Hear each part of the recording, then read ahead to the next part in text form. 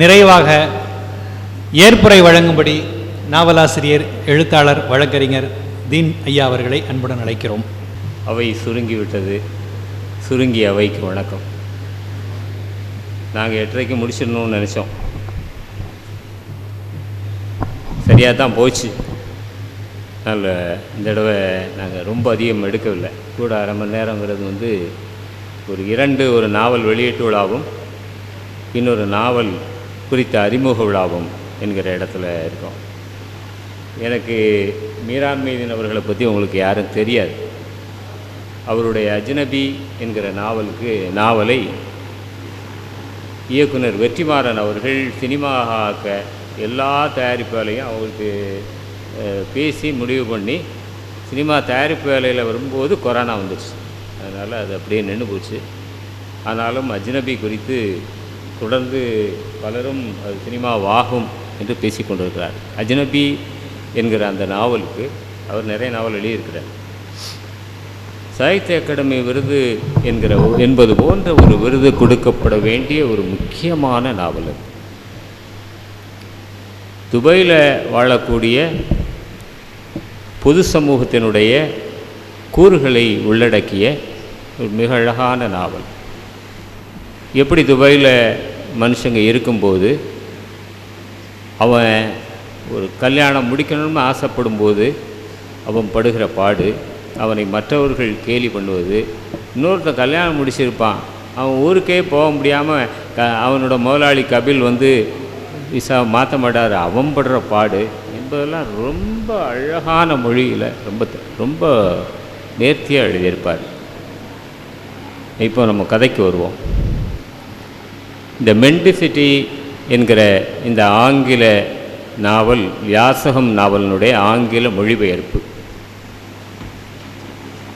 இது தஞ்சை பல்கலைக்கழகம் அங்கே இருக்கக்கூடிய மிகப்பெரிய கல்லூரியினுடைய பூண்டி கலை அறிவியல் கல்லூரியினுடைய ஆங்கிலத்துறை தலைவர் அதை மொழிபெயர்த்திருக்காங்க. சாந்தி மிக அழகாக வண்ணதாசன் ஐயா அதை பற்றி சொன்னாங்க.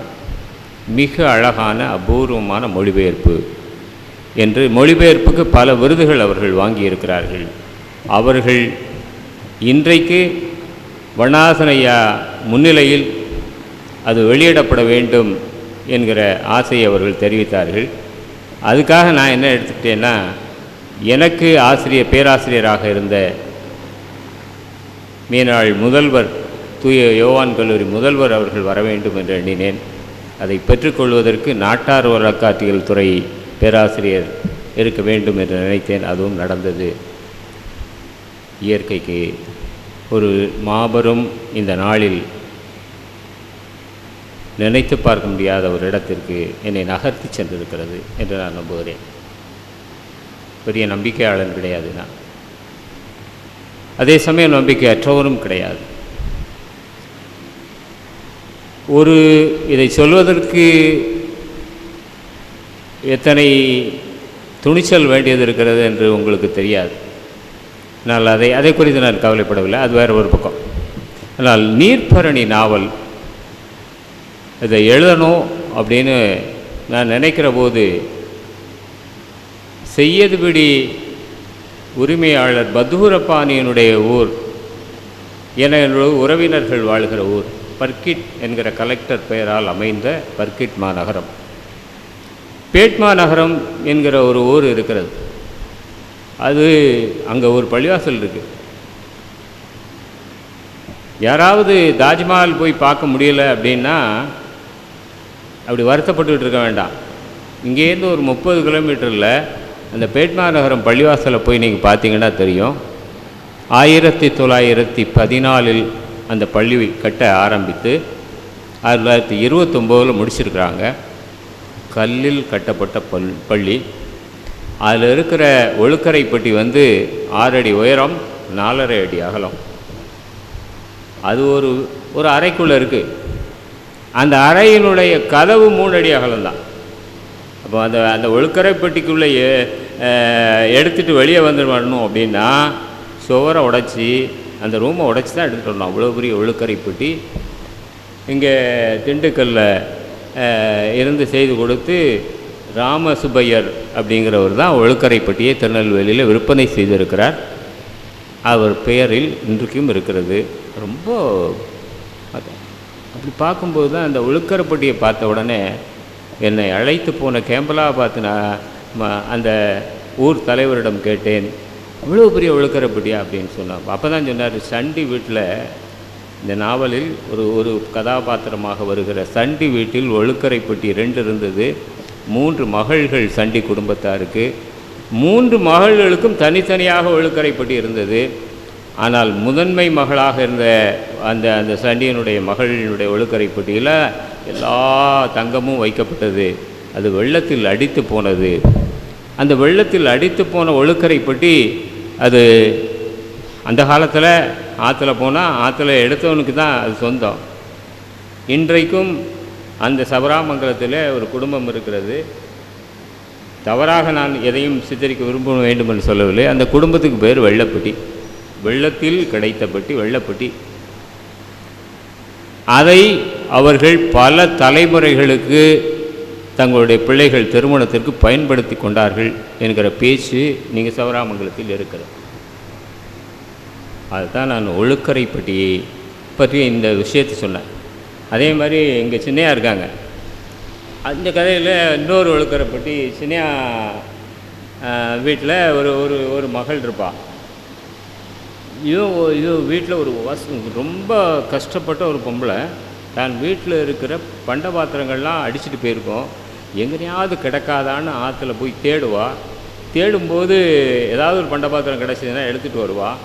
வரும்போது ஒரு வீட்டில் இந்த கோழி கூடு இருக்குது இல்லையா, பஞ்சாரத்தை போட்டு மூடுறாங்க. தினம் மூடிக்கிட்டே இருக்காங்க. என்னென்னு பார்க்கும்போது அங்கேயும் ஒரு ஒழுக்கரைப்பட்டு இருந்தது. அதையும் எடுத்துகிட்டு வந்தாங்க என்பதை அந்த ஊரில் இருந்த கேம்பலாபாத் ஊரில் இருந்த ஒரு பாட்டி சொல்லி, அந்த பாட்டி இன்னொரு பாட்டிக்கு சொல்லி, அந்த பாட்டியினுடைய மகள் என்னுடைய நண்பர்களுடைய அம்மாவாக இருந்ததுனால அந்த கதை எனக்கு கிடச்சி. இதில் அதிகபட்சமாக நீர்ப்பரணியில் நான் புனைவுன்னு வைத்திருக்கிறது அப்படின்னு பார்த்தா, எனக்கு பிடித்தமான ஒரு ஃபேண்டசி, ஒரு பூனைப்பித்தா என்கிற ஒரு கேரக்டர் தவிர மற்ற எதுவுமே புனைவு கிடையாது. அப்படியே நடந்ததை எழுதியிருக்கிறேன். யாரையும் குற்றம் சொல்லியோ நெற்றம் சொல்லி அது சொல்கிறதுக்கான அவசியமும் கிடையாது. நாவல் அப்படி பார்ப்பதற்கான எந்த தன்மையும் கிடையாது. அது நடந்த நிகழ்வு, அந்த காலத்தில் நடந்த நிகழ்வை அப்படி பாசிக்கணும். அதை விட இன்னொரு விஷயம் சொல்லியிருக்கு.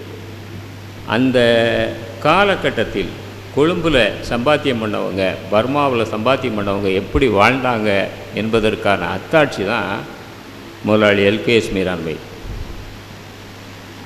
எல்கேஎஸ் மீரான் மைதீன் என்கிற குடும்பம் மேலப்பாளையத்தில் நம்பர் 1 குடும்பம். 3 குடும்பங்கள் 3 இனிஷியலால் சொல்லப்படும்.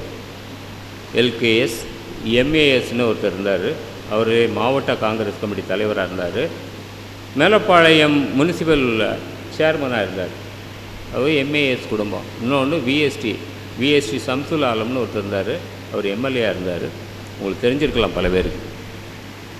1910 10 லட்சம் ரூபாய் ரொக்கமாக கட்டி விஎஸ்டி குடும்பம் ஒரு 10-15 வில்லேஜை அப்படியே விலைக்கு வாங்கினாங்க. அதை போல் எல்கேஎஸ் குடும்பத்தில் பார்த்தீங்க அப்படின்னா, அவங்களுடைய பூர்வீக எல்கேஎஸ் மீரான் மைதீன் தரகனார் இங்கே முத்தலாங்குறிச்சி காமராஜ் இருக்கார். அந்த ஊர்லேருந்து ஆரம்பித்து களக்காடின் எல்லையாக இருக்கக்கூடிய காடு வட்டி வரைக்கும் இங்கே இருந்து ஒரு 11 கிராமங்களில் 7000 ஏக்கர் நிலத்துக்கு உரிமையாளர்களாக இருக்கார். இன்றைக்கி இருக்குது. இன்றைக்கி அதில் கொஞ்சம் இருக்குது. ஏன்னா லேண்ட் அக்விசிஷனில் அவ்வளவும் போயிடுச்சு. ஆனாலும் அதை நினச்சி பார்க்கும்போது சிலோன் பர்மா சம்பாத்தியம் எவ்வளவு பெரியது. 1910 10 லட்சம் ரூபானா எவ்வளோ பெரிய தொகை. ரொக்கமாக கட்ட முடியுமா? அப்படி ரொக்கமாக கட்டுறதுக்கு 10 லட்சம் ரூபா எப்படி இருந்தது அப்படின்னு கேட்டால், சம்சுல் ஆலம் அவர்களுடைய குடும்பத்தாரை பற்றி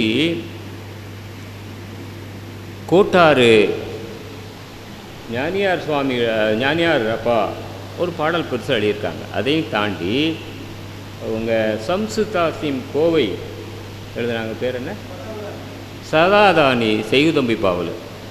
அது செய்குதம்பி பாவலர் கோவை இலக்கியத்தில் சம்சு தாசின் கோவை என்று ஒன்று எழுதியிருக்கிறார். இதில் என்ன, அதில் பல விஷயங்கள் அவங்க குடும்பத்தை பற்றி பேசப்பட்டிருக்கு. அதை போல் இந்த நீர்ப்பரணியிலையும் நான் கேட்ட பல செய்திகளை எழுதியிருக்கேன். ரொம்ப நாள்லாம் எழுதுறதுக்கு நான் ரொம்பலாம் பிரயத்தனப்பட்டெல்லாம் ரொம்ப கஷ்டப்பட்டெல்லாம் எழுதலை, பொய்யெல்லாம் சொல்லக்கூடாது.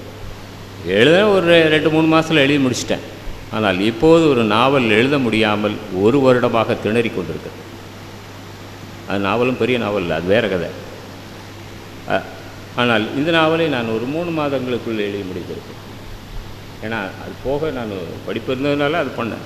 இதில் ஒரே ஒரு என்னென்னா, எங்கள் வீட்டுக்கு மாடியில் ஒரு சின்ன கட்டடம் கட்ட வேண்டியிருந்தது.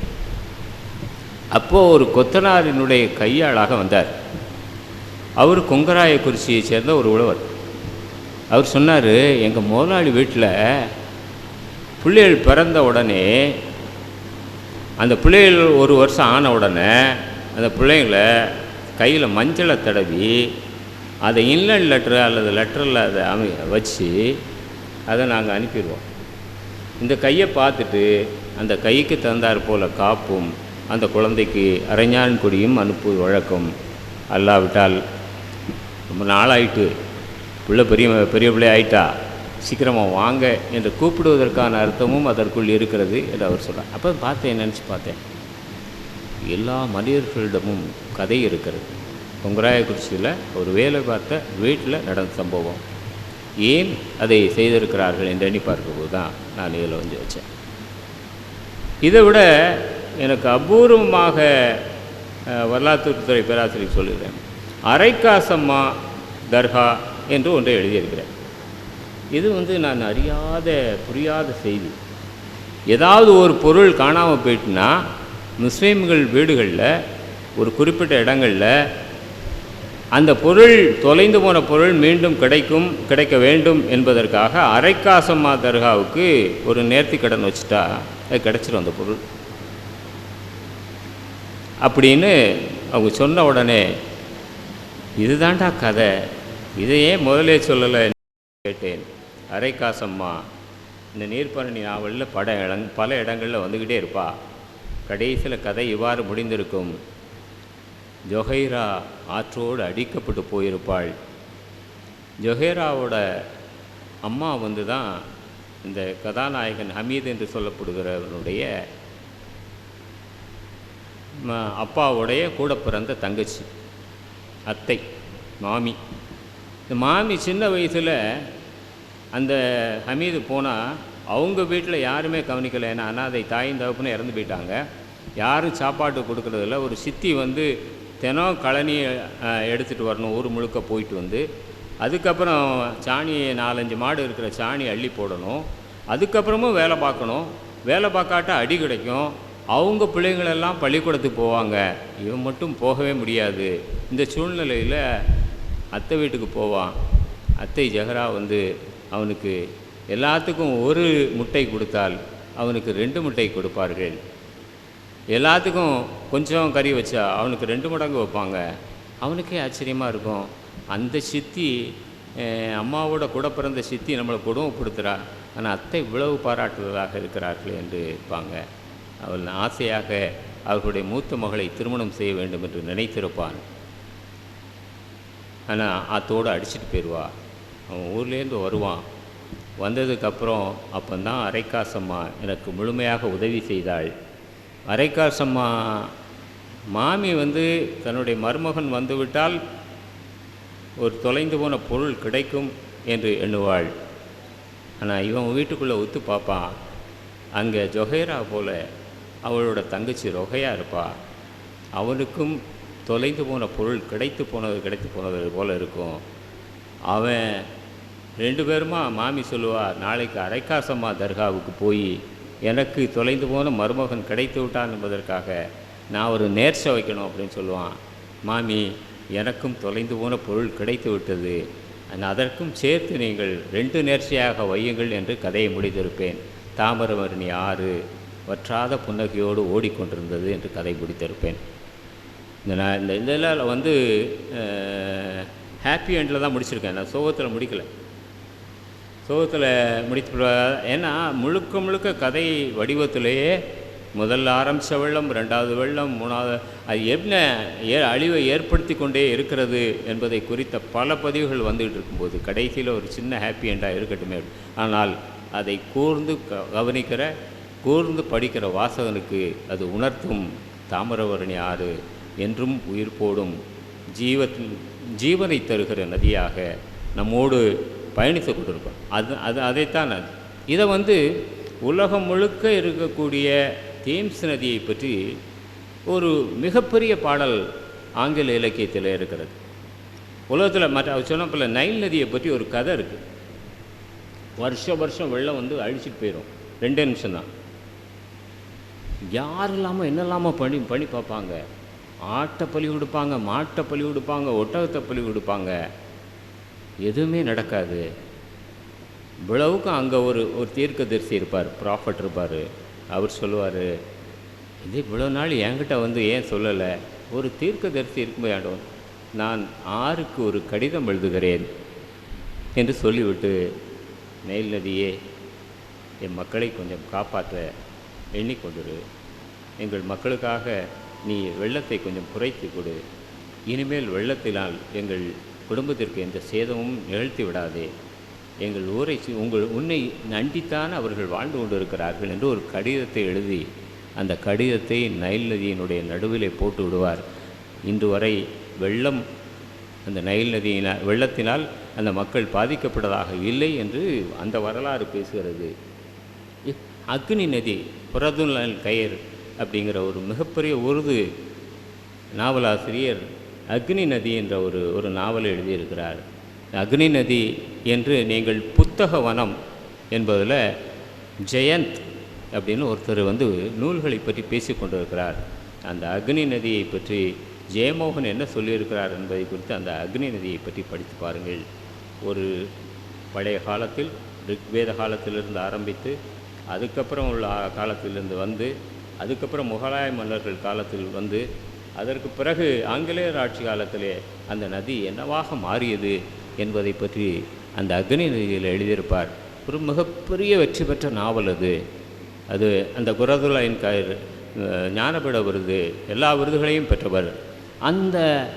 அந்த வரிசையிலேயே தமிழ்நாட்டில் ஒரு நதியை பற்றி எழுதிய ஒரு சரித்திரம் என்பது நாம் குறைவாகத்தான் இருக்கிறது. அதில் ஒரு பகுதியை தொட்டிருக்கிறேன். இன்னும் வைகை, காவேரி, வடவெண்ணை, தென்பெண்ணை, உங்கள் ஊரில் ஓடுற தாமிரபரணி எல்லாம் இந்த கதைகளோடு அந்த கதைகளும் வரட்டும் என்று சொல்லி இந்த ஏற்புரையை இவ்வளவு நேரம் வழங்கினாலும் கூட அமைதி காத்து தந்தமைக்காக உங்கள் ஒவ்வொருவருக்கும் எனது நன்றியை தெரிவித்துக் கொள்கிறேன். இந்த நிகழ்ச்சியை கடைசி வரை இருந்து இந்த நிகழ்ச்சியில் இத்தனை பேரும் பங்கேற்று கொண்டு நான் நினைக்காத ஆட்கள் எல்லாம் அநேகமாக நாரம்பநாதன் தோழருக்கு வந்து பேசணும்னு நினச்ச பல விஷயங்களை இங்கே பேச முடியல அப்படிங்கிறது தான் நான் நினைக்கிறேன். என்ற அவ்வளவு இந்த நாவலை பற்றி உறவாடினார்கள். தொடர்ந்து நாவலை குறித்து பேசிக்கொண்டே இருக்கிறார்கள். நேற்று வந்து ஒரு இன்கம் டேக்ஸ் ஆஃபீஸர் வந்து நீண்ட கடிதத்தை எனக்கு எழுதி அனுப்பியிருந்தார். அந்த கடிதத்தை வாசிப்ப இன்னும் 2-3 பேர் இந்த நாவலை பற்றி நாங்கள் சொன்ன விஷயத்தை நீங்கள் இதில் சொல்லுங்கள் என்று சொன்னார்கள். வந்து கொண்டே இருக்கிறது. அடுத்த காட்சிகளில் அவை நடக்கும் என்று கூறி உங்கள் ஒவ்வொருவருக்கும் என் நெஞ்சாத நன்றியை தெரிவித்து இந்த இதில் வந்த என்னுடைய இலக்கிய ஆசான் உட்பட்ட அந்த மீரான்மீதன் வந்து இன்றைக்கி கடுமையான சூழ்நிலையில் அவர் பல தடைகளை தாண்டி தான் வந்திருக்காரு. அந்த சூழ்நிலையில் வந்ததற்கும் எங்களுடைய பார் அசோசியேஷன் செயலாளர் அவர்கள், வழக்கறிஞர் சங்க செயலாளர் அவர்கள் வந்திருக்கிறார்கள். நெல்லை மாவட்ட வழக்கறிஞர் சங்கம் பேராண்மை கொண்டது. அதனுடைய வழக்கறிஞர் சங்கம் வந்தது வந்து மிகப்பெரியது. வரலாற்று துறை பேராசிரியர் சாவுல் அவர்கள், அதுக்கப்புறம் எல்கேஎஸ் மீரான்மீதன் அவர்கள், என்னுடைய இலக்கிய ஆசான் அவர்கள், இங்கே இந்த கலை பாப்பா குடியார் வந்தது மிகப்பெரிய விஷயமாக இருக்கிறது. ஓவியரும் இங்கே சின்னியாவும் வந்து ரொம்ப பிரமாதமாக பேசினாங்க. இவ்வளோ காலமும் அந்த சேதுபாலா இடம் நான் மிகவும் அதிகம் எதிர்பார்க்கிறேன். அவர் நிறைய சிறுகதைகளையும் புனைவுகளையும் உருவாக்கக்கூடிய ஒரு காலகட்டத்தில் இருக்கிறார். உண்மையிலேயே ரெட்டை செண்பகம் பிள்ளை தெரு ஒரு மிகப்பெரிய வாய்ப்பை தமிழகத்தில் வழங்கும் என்று நினைக்கிறேன். வந்திருக்கிற கள்ளக்குறிச்சியிலேருந்து அண்ணன் வந்திருக்காங்க, நான் அழைக்காமலே மகாலட்சுமி வந்திருக்காங்க, வழக்கறிஞர் பேராசி வந்திருக்காங்க, லியோ வந்திருக்காங்க. புத்தநீர் மாமா எப்போ வரப்போகிறாங்கன்னு நினச்சேன். ஆனால் எங்கும் பறந்து பாய்கொண்டே தன்னுடைய முகநூலில் வந்து நான் இன்றைக்கி அந்த ஊரில் இருக்கேன், இன்றைக்கி இந்த ஊரில் இருக்கேன், கொழும்பில் இருக்கேன் அப்படின்னு போடக்கூடிய அண்ணன் இளம்பரை மைதீன் வந்திருக்கிறார்கள், டிகேஎஸ் வந்தார்கள், என்னோடு கூடவே எப்போதும் இருக்கிற என்னுடைய குமாசா செல்வகுமார் அவர்கள் இருக்கிறார்கள். எல்லாரும் வந்து ராமச்சந்திரன் சார், எல்லாருக்கும் என்னுடைய நெஞ்சார்ந்த நன்றிகளை தெரிவித்து விடைபெற்றுக் கொள்கிறேன். நன்றி, வணக்கம்.